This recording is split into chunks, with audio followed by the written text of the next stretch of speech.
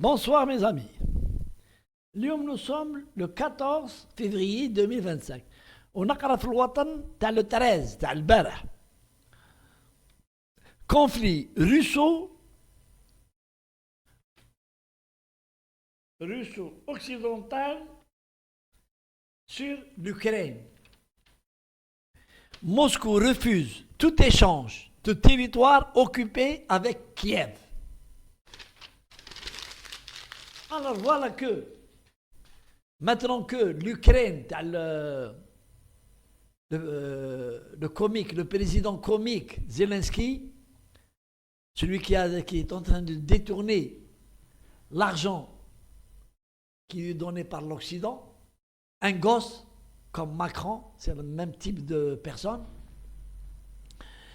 quand il était reçu partout comme un héros, maintenant que les troupes russes ont pris des territoires de l'Ukraine, des territoires importants, ils ont été annexés.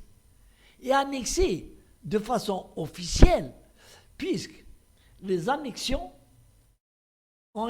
sont passées en délibération devant la Douma, c'est-à-dire l'Assemblée populaire russe, qui a voté des lois d'annexion qui ont été signées par le président Poutine. Maintenant que l'Ukraine est en train de perdre la guerre, elle se prétend vouloir la paix, et elle dit que j'accepte de faire la paix avec la Russie à condition qu'il nous restitue les terres, des terres importantes, qui sont d'ailleurs habitées par des Russes, d'origine russe. Très grande partie de ces habitants sont russes. Et croient qu'aujourd'hui, où la situation a tourné en faveur de la Russie, par le fait que l'arme du gaz a bien fonctionné, alors que l'arme des sanctions économiques contre la Russie n'ont pas fonctionné, contre la Russie. Tout l'Occident a voté je ne sais pas combien de sanctions économiques contre la Russie pour la faire abattre, pour la démonter, pour la démolir. Rien. La Russie tient le coup. Elle fait des marchés et il paraît que son PIB a augmenté, qu'ils ont réussi grâce à ces sanctions à faire ce qu'on appelle vivre de la production nationale russe. Ils ont fait travailler tout pour leurs besoins, tout ce qui était importé. Et aujourd'hui, le petit Zelensky croit pouvoir récupérer les terres qui lui ont été enlevées par les armes. Il est mal tombé, il est face à Poutine, c'est un homme aguerri, quelqu'un qui sait, qui connaît, qui était patron des services de sécurité russes pendant plus de 20 ans, l'un des présidents les plus intelligents dans le monde, les plus tenaces. Et il avait déjà prévenu. Il a dit, Zelensky, j'aurai sa peau.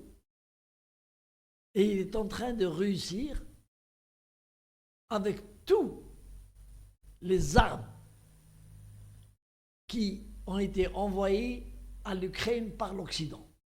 Des milliards et des milliards de dollars. La France, qui a envoyé des avions de combat à l'Ukraine, qui sont soi-disant pilotés par des pilotes ukrainiens. C'est pas vrai. C'est pas vrai. Et malgré tout ça, la Russie est en train d'avancer, doucement, mais sûrement, dans un plan bien établi.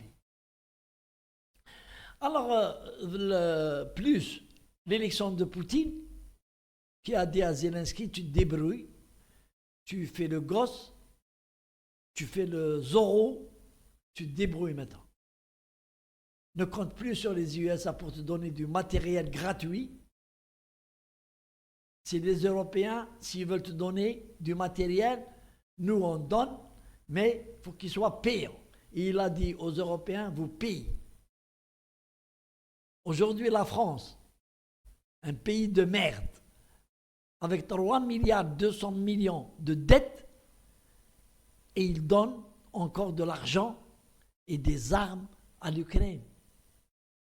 Il faut le faire. Il faut être Macron pour le faire. Donc moi je dis bravo, moi je savais dès il y a 2 ans et demi, dès que ce conflit a commencé, je savais que Poutine sortirait vainqueur. Je le savais. Et que certains pays européens commencent à vouloir rétablir leurs relations diplomatiques avec la Russie. L'Allemagne.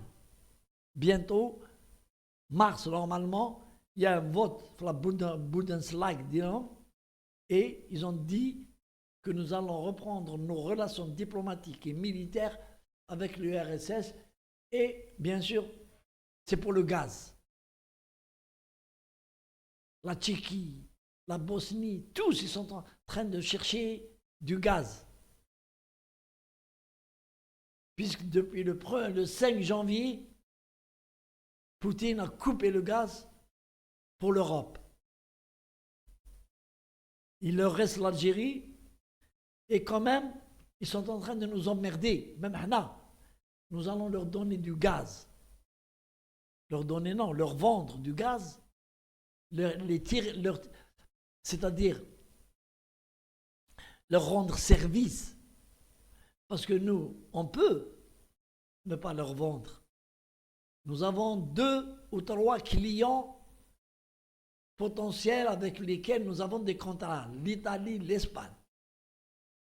Et on peut arguer que notre production ne peut pas permettre d'augmenter dans l'immédiat